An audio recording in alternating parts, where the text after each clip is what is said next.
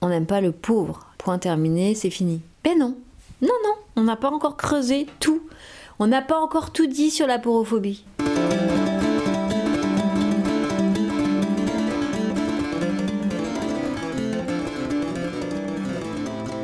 Si on pouvait tuer tous les pauvres, on essaye d'ailleurs un peu, et ben le monde irait mieux. Mais c'est pas facile à tuer tous les pauvres, parce qu'il y en a un peu partout. Et même quand c'est pas le sujet de base, en fait c'est le sujet de fond. Mais comme on peut pas le dire ou on n'a pas conscience, voilà. Mais ça revient toujours à la fin, c'est bah ouais, c'est celui qui bosse pas. Là aujourd'hui, je viens de recevoir un SMS qui disait vas-y, va passer ton BAFA. Va bosser, va passer ton BAFA. Je dis mais what? Mais voilà, c'est-à-dire que c'est ça en fait, c'est qu'on cherche à occuper, à faire fonctionner le pauvre parce que vraiment il commence à nous peser. Surtout qu'en ce moment ça va mal, donc du coup ça pèse encore plus sur le pauvre. C'est vraiment lui le sujet quoi, même si on le dit pas, c'est vraiment lui le problème. Et après on s'étonne qu'il n'y a personne qui va voter, mais quand on regarde les sujets quotidiens, j'ai l'impression quand même que c'est des sujets qui n'intéressent personne. Le prix de l'essence qui augmente, donc ça on se sent concerné plus ou moins, il faut déjà avoir une voiture, mais des prix des serviettes hygiéniques pour les femmes pauvres qui n'ont pas de voiture, là par contre il y aurait plus de personnes qui se sentiraient concernées je pense, et qui s'intéresseraient au sujet. Donc c'est peut-être un sujet qui est anti-pauvre en fait. Pour les JO, alors je pense qu'on était pas mal à être assez choqués. Les gens avaient peur du risque terroriste. On nous a bassiné là-dessus pendant un an à l'avance, il y avait des policiers partout, etc. Mais par contre, se mobiliser pour savoir qu'est-ce qu'on va faire de tous les migrants qui ne savent pas où être relogés, etc., c'était pas un sujet en fait, c'était comment on va se débarrasser des migrants et comment on va lutter contre le terrorisme. Donc un choix du sujet d'extrême droite, et l'autre électorat qui ne se sent plus concerné, qui en a marre, et ben se désintéresse de la politique. Donc il y a vraiment un choix d'État et des médias de donner un son de cloche, mais ils se posent pas la question, ou ils s'en foutent d'ailleurs, de nous, ce qui nous intéresse. Et en fait rien ne nous intéresse. Au lieu de nous parler toujours de la dette, pourquoi on ne parlerait pas du revenu universel qui permettrait à tous les pauvres d'avoir un minimum, et puis du coup peut-être ça régler d'autres problèmes et on verrait une autre problématique plus généreuse et qui intéresserait à mon avis beaucoup plus de monde que cette minorité qui pense qu'à l'économie et au capitalisme. Et donc il y a une erreur quand on nous fait croire que l'Europe devient fasciste. En fait non, nous on subit en fait en permanence et on se fatigue et on se désintéresse du sujet parce qu'on n'est pas concerné. Bah, c'est vraiment un concept en fait de la porophobie. L'État ou l'économie ou le capitalisme est aporophobe et tout en découle. Et grâce à ce mot, on va pouvoir essayer de guérir de cette pathologie sociale parce que dès qu'on met un mot, après c'est plus facile de trouver une solution.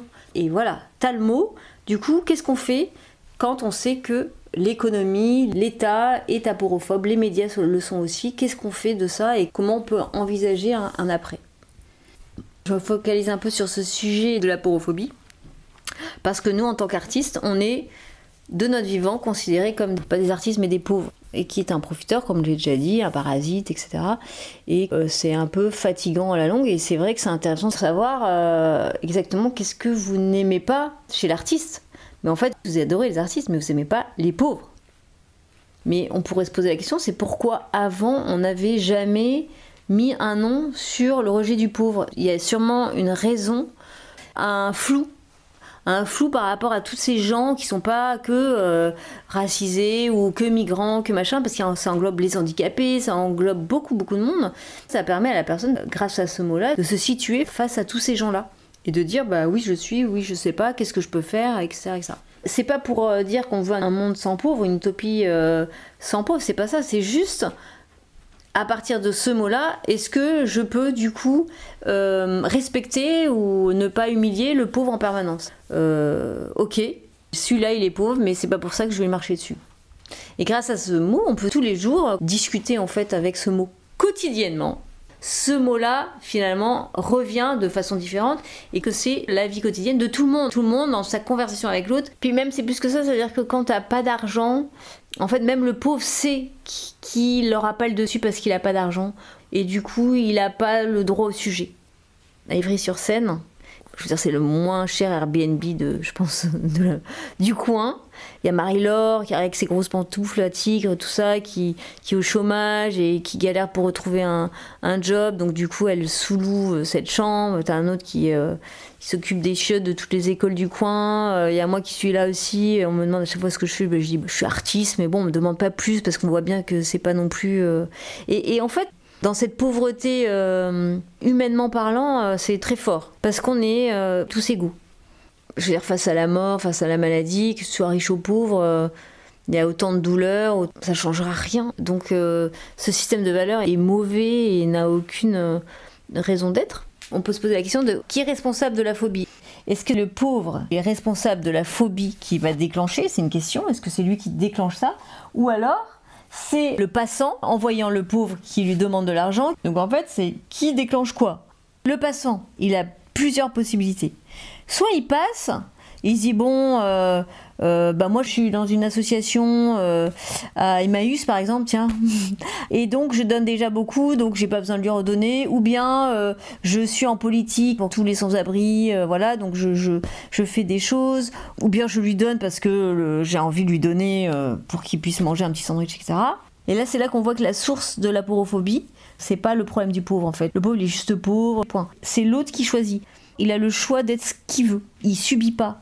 C'est lui qui dit oui je suis apophobe, oui je suis raciste, non je le suis pas, non c'est un comme moi, non je ne vais pas lui faire la morale et je vais discuter avec lui parce que c'est comme un pote, voilà.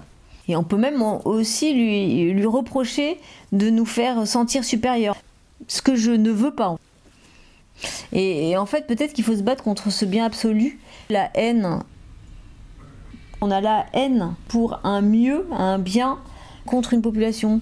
Donc il faudrait peut-être lutter contre ce bien qui n'existe pas et qui provoque que le contraire d'un bien. Et le personnage de l'agneau est juste faible et ne peut rien contre le discours du loup. C'est au nom de vous tous qui avez fait ça. Vous tous, les pauvres, vous tous, les juifs, vous, vos bergers et vos chiens. Vous, vos bergers et vos chiens. En fait, il s'adresse à un vous collectif et il ne voit même pas l'agneau en fait. Et quand il dit vous, vos bergers et vos chiens, vous, vos bergers et vos chiens, c'est incompréhensible. Il y a un mur, un fossé, ils ne peuvent pas se comprendre parce que lui, il parle à un vous collectif et l'agneau, il parle au loup en tant que personne en disant mais regarde, je ne suis qu'un petit agneau qui boit et je ne t'embête pas en buvant, voilà. Et en fait, c'est une haine tellement féroce que il n'est même pas atteint par cet agneau, il le voit même pas en fait. Il voit un ensemble de choses autres. Toute une histoire qui s'est racontée depuis des années et du coup il va le manger mais en pensant bien faire, en disant je sauve notre condition. Ils m'ont dit que je dois me venger, c'est le ils mangent le pain des Français, ils prennent le travail des Français, etc. Ce il là, c'est là-dessus qu'il faut qu'on travaille. Qui est ce il? Et il faut que ça nous interroge sur qu'est-ce qu'on reproche à ces personnes-là. Qu'est-ce qu'elles nous ont fait, vraiment? C'est à la Trump, c'est-à-dire qu'il n'y a pas de discussion possible, c'est sans autre procès, le loup le mange, point barre. Terminé, hop. Et le fait de nommer la porophobie, ça permet de qualifier ce crime et du coup de pouvoir le juger et de pas faire comme si c'est quelque chose qui n'existait pas. La seule question qu'on peut se poser, c'est de quel côté on va être. Est-ce qu'on va avoir la haine sur tout et toujours accuser l'autre de notre malaise ou de notre problème? Quel genre de personne je vais être? Allez, moi je vais faire l'agneau qui lappe l'eau dans le torrent, l'eau claire.